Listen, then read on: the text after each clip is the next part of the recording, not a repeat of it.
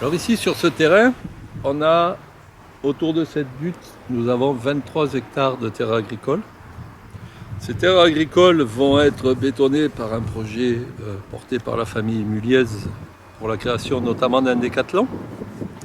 Et pourquoi on est opposé à cette destruction de sol agricole?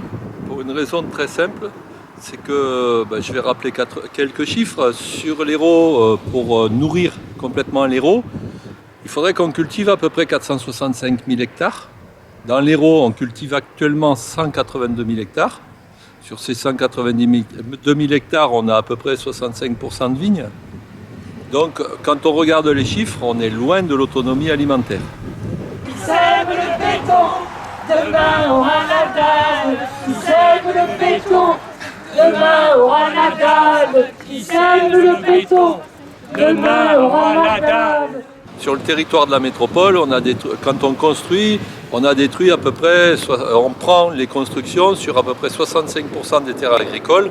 Et bien on va faire disparaître tout un tas de sols sur lesquels on aura impérativement besoin demain de faire de la nourriture. Si on fait pousser du béton, on mangera du béton.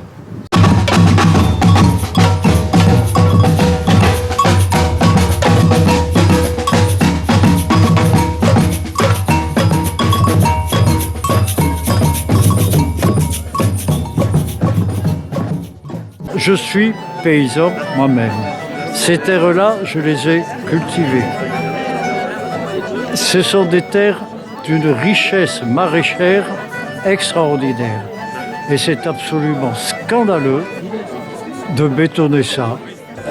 Donc je suis fondamentalement et furieusement opposé contre ce projet. C'est l'occasion là de mettre, 8 ou 10 ou 5 paysans qui font du maraîchage. Et ça sera merveilleux.